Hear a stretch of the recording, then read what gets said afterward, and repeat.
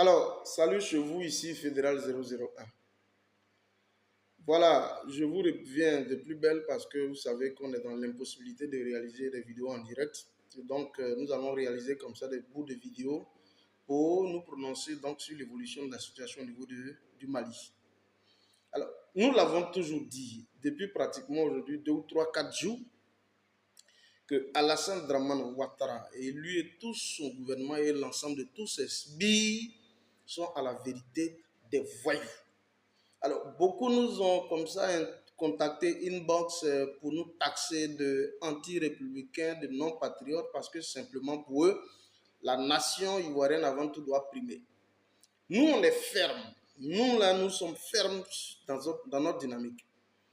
Alassane Dramane Ouattara, qui a donc été à la base de la déchirure de la République de Côte d'Ivoire, ne peut jamais mériter notre soutien. Et ça, il faut que ce discours soit entendu de tous, je l'ai toujours dit.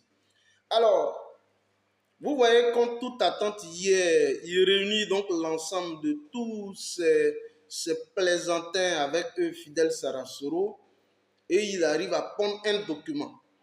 Mais quand vous regardez, donc vous parcourez le contenu du document, vous réalisez que 2 points, à savoir un démenti formel par rapport donc à toutes, selon eux, les allégations d'accusation et de mensonges. Et le deuxième point, c'est une injonction formelle à l'État du Mali à pouvoir donc procéder à la libération directe des 49 mercenaires d'Ozo ivoiriens incarcérés pour l'instant au niveau du Mali. Donc, il y a un démenti formel et de 2, il y a une injonction directe qui est faite à l'État souverain du Mali. Je voudrais ici être très clair.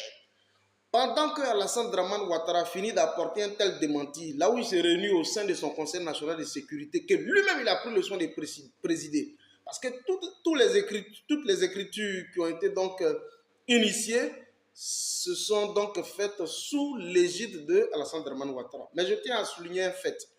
Vous avez vu ces écrits, nulle part il est mentionné la signature d'un officiel et nulle part sur le contenu du document il est marqué donc l'emblème de la Côte d'Ivoire. C'est la preuve que nous sommes effectivement dans le cadre de ce qu'on appelle une plaisanterie politique.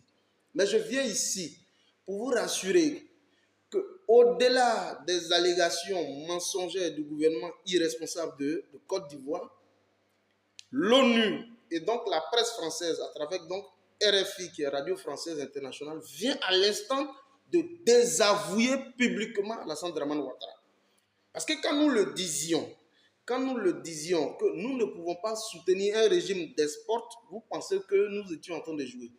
Je vais simplement, c'est vrai que je ne fais pas un direct actuellement, je le fais au travers d'une vidéo préenregistrée, mais je vais simplement vous faire écouter l'élément de RFI qui met donc en déroute toute la machination de Wagner. Quand je parle de Wagner, c'est l'équipe privée militaire de Alassane Dramane Ouattara que j'appelle Wagner. Je vais simplement vous faire écouter la mise en déroute formelle de RFI. Écoutez.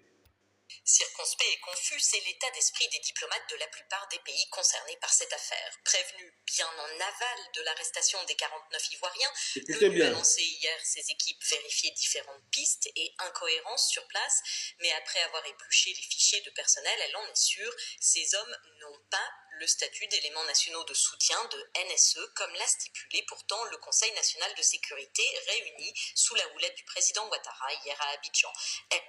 Ces hommes qui ont donc été convoyés au niveau du Burkina n'ont pas le statut des membres de la NSE.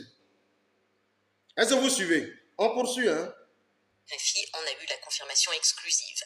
Impossible de fait pour New York de déterminer dans quel cadre ces soldats ont été dépêchés à Bamako, ni leur lien contractuel avec la société censée les embaucher, Sahel Aviation Service, les armes du contingent. Sahel Aviation Service.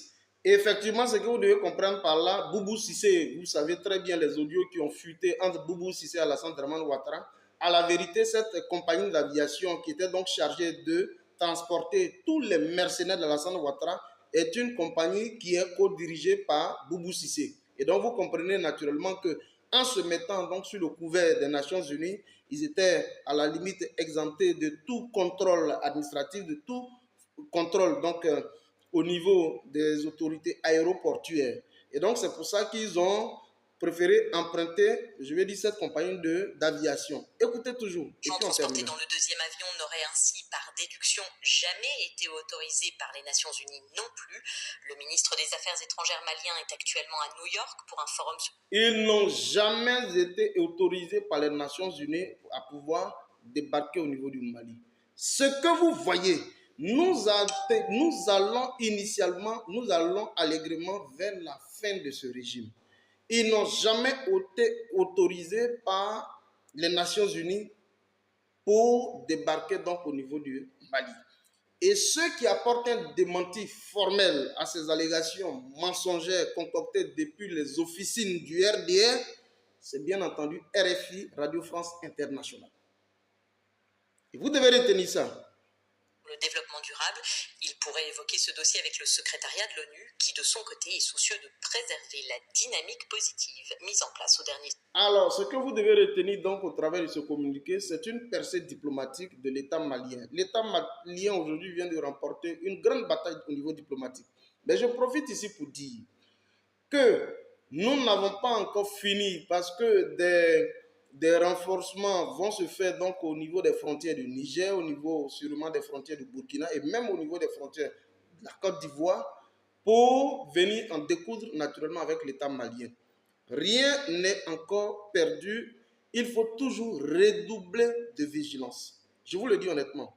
Alors, je ne vais pas être long parce que c'est une vidéo préenregistrée. Vous devez simplement retenir que Alassane Dramane Ouattara et toutes ses sbires étaient voyous. C'est des voyous qui sont à la République de la Côte d'Ivoire et qui ne méritent même plus de diriger encore ce pays-là. Alors, voilà donc en substance ce que j'ai voulu vous relater et vous exprimer donc tout mon attachement, tout mon soutien à l'État, à la République souveraine du Mali. Vive le Mali, vive Assimi Goïta, vive l'Afrique. Je vous remercie. Fédéral 001.